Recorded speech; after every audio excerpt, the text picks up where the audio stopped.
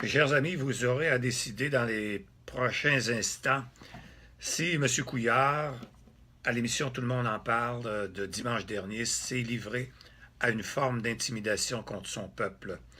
Voici qu'est-ce qu'il a dit. Je vous montrerai des images dans quelques instants. Les gens sur les médias sociaux qui envoient des conneries haineuses, vous êtes surveillés. Si vous continuez, vous allez avoir un casier judiciaire et vous l'aurez bien mérité. Regardez les yeux de M. Couillard, regardez observez le ton agressif et regardez où il pointe ses doigts. Je relis. Les gens sur les médias sociaux qui envoient des conneries haineuses, vous êtes surveillés. Si vous continuez, vous allez avoir un casier judiciaire et vous l'aurez bien mérité.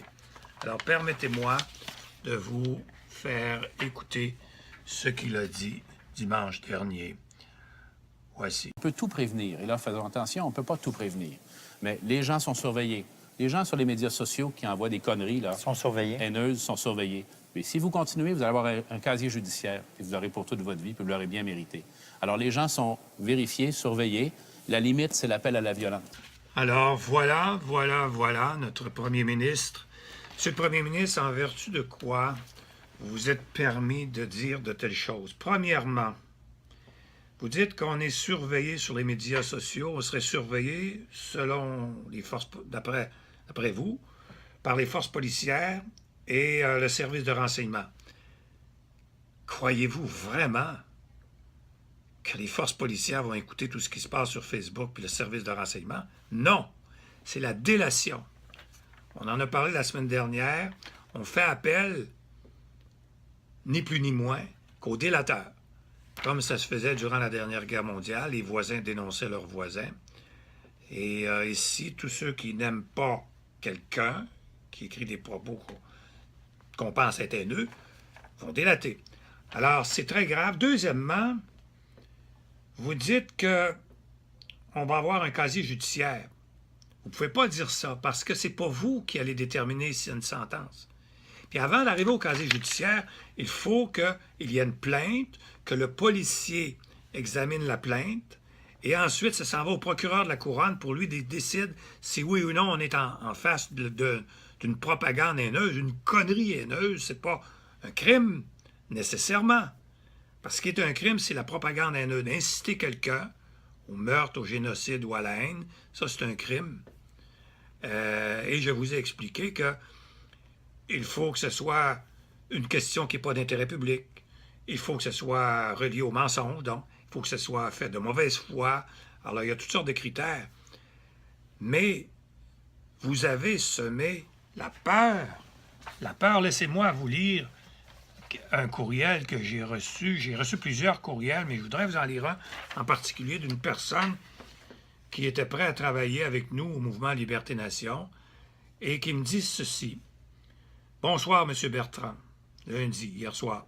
« Je vous remercie de votre accueil. Je ne sais pas encore ce que je pourrais apporter au mouvement Liberté-Nation. J'ai beaucoup de questionnements, surtout depuis que le drame de la mosquée de Québec est survenu. J'ai un peu l'impression d'être muselé. Et je n'ose pas trop m'avancer depuis que le premier ministre du Québec nous a tous menacés de nous surveiller sur Facebook. Et que si l'on dérape, nous aurions un casier judiciaire. J'ai pris cela comme de l'intimidation, car aujourd'hui, j'ai peur de mes mots. Pour terminer, merci de m'avoir accueilli. Je tenterai d'être utile. J'ai répondu à cette dame, Suzanne, je ne donnerai pas son nom, de ne pas avoir peur, de continuer à dire de bonne foi, sincèrement et honnêtement ce qu'elle pense, y compris sur la religion, y compris sur le multiculturalisme, sur l'identité, y compris sur toutes les questions que les papes du bon savoir essaient de nous montrer que ça pourrait être de la propagande, pas de la propagande haineuse, mais des propos haineux. L'intimidation, moi je pense que M. Couillard a fait de l'intimidation. Dans la loi sur l'instruction publique, à l'article 13, on définit l'intimidation comme suit. Tout comportement, parole ou geste délibéré ou non, caractère répétitif, exprimés directement ou indirectement, y compris dans le cyberespace. Écoutez bien le reste. Dans un contexte caractérisé par l'inégalité des rapports de force entre les personnes concernées ayant pour effet d'engendrer des sentiments de détresse, etc. Donc ici, il y a une égalité des forces. Vous avez un homme puissant qui est un premier ministre, qui est imposant, qui pointe du doigt son peuple et qui lui dit « Attention, nous vous surveillons, les gens là, sur les médias sociaux, et si vous prononcez des propos, même pas des propos haineux, il a dit des conneries. Si vous envoyez des conneries haineuses, vous êtes surveillé. Si vous continuez, vous allez avoir un casier judiciaire. » Alors, comme j'ai expliqué, il faut une plainte. Ensuite, ça s'en va au procureur de la Couronne qui va décider s'il y a matière à poursuite. Et là, ça s'en va devant un juge. Et le juge va déterminer si il y a un crime, s'il y a une intention coupable, etc. Et après, si vraiment une infraction a été commise, il va déterminer la sentence. Mais c'est pas nécessairement un casier judiciaire. Il pourrait y avoir une absolution inconditionnelle. C'est un crime passible de 2 ans d'emprisonnement, la propagande haineuse. Donc, le juge pourrait tout simplement dire absolution inconditionnelle, c'est un geste irréfléchi, qui n'est pas répétitif, etc. Alors, M. Couillard, je pense que, également, pour les gens, je voudrais juste vous dire là, que je parle comme avocat et comme citoyen, parce que les gens à qui j'ai parlé, que ce soit dans mon cabinet, ailleurs, dans les ascenseurs de mon bureau, de mon condo, tout le monde est renversé par cette déclaration et les gens ont peur de s'exprimer.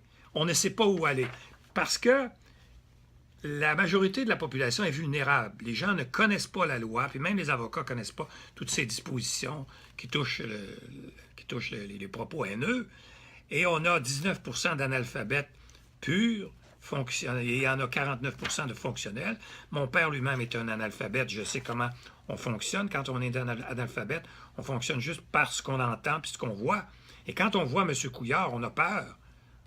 Moi, le premier, je me pose des questions aujourd'hui sur ce que je peux, jusqu'où je peux aller, puis pourtant, j'ai plaidé une affaire qui est citée longuement par les auteurs, l'affaire Mugesera, après 72 jours de procès de toutes sortes, qui est allé jusqu'en Cour suprême. Et on est toujours à se demander s'il n'y a pas un organisme qui va nous poursuivre, ne serait-ce que pour nous faire arrêter de parler. Une poursuite en dommages de 100 000 $, ça nous arrête de parler, même si ce n'est pas un crime.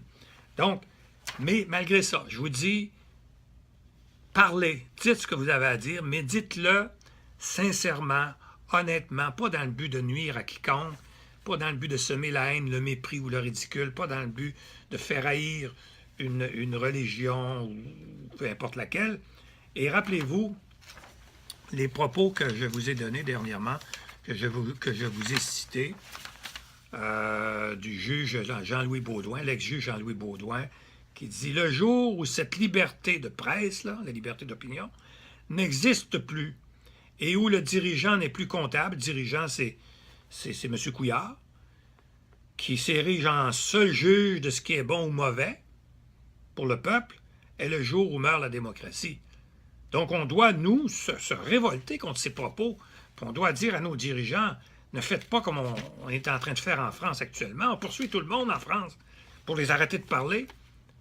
On commence déjà à voir les stations de radio qui commencent à avoir peur. Tout le monde a peur de parler suite à des propos comme ça, des propos que d'autres ont tenus. Puis tout le monde pense que c'est des propos haineux dès qu'on parle contre l'islam, contre les musulmans, ou qu'on dit quelque chose sur la religion catholique, ou contre les religions, etc. Donc, va-t-il falloir se faire un éventail de ce dont on peut parler, puis ce qu'on peut dire? Non. Dites ce que vous avez à dire, mais dites-le honnêtement, de bonne foi, à partir de faits qui sont véridiques, ou du moins que vous avez vérifiés. Alors, voilà ce que j'avais à vous dire, puis je trouve que M. Couillard devrait s'excuser auprès de son peuple, devrait dire, c'est vrai que j'étais trop agressif, c'est vrai que j'aurais pas dû vous pointer du doigt, c'est vrai que j'aurais pas dû dire que vous êtes surveillé. Il ne peut pas avoir une surveillance spéciale, à moins que ce soit une surveillance du Parti libéral ou du gouvernement du Québec qui a décidé de créer une police spéciale pour surveiller les gens sur Facebook. Sinon, on vit comme tous les jours. C'est pas parce qu'il y a eu un événement malheureux qui s'est produit à Sainte-Foy, dans une mosquée, qu'on va arrêter de vivre comme on vivait avant au Québec. Une société extraordinaire, où on s'exprime librement, puis de temps en temps, il arrive des tragédies qui sont toujours malheureuses. Les 6 Québécois qui ont été tués l'an dernier, c'était par des terroristes, c'était aussi très, très malheureux. Et on ne commencera pas à comparer là, nos tragédies. Alors, je résume, continuez à vous exprimer. Et tous ceux qui m'ont envoyé des courriels, des messages, des téléphones, je ne suis pas le gardien de ce qu'on peut dire ou ne pas dire. C'est chacun décidera de se prononcer. Mais tout ce que je peux vous dire, c'est n'ayez pas peur. Ça n'a pas de sens que notre premier ministre nous fasse peur. Puis en passant, où étaient les partis d'opposition la semaine dernière? M. Lisée, M. Legault, M. Kadir, Mme Massé, Manon Massé, l'Option nationale, Mme Guérette à Québec, l'opposition au maire de Montréal, les partis à Ottawa. Tout le monde a été comme figé, paralysé. On ne peut plus rien dire, là. C'est attention, attention, les musulmans, les islamistes, Puis dans le fond, pourquoi cette peur? À bientôt.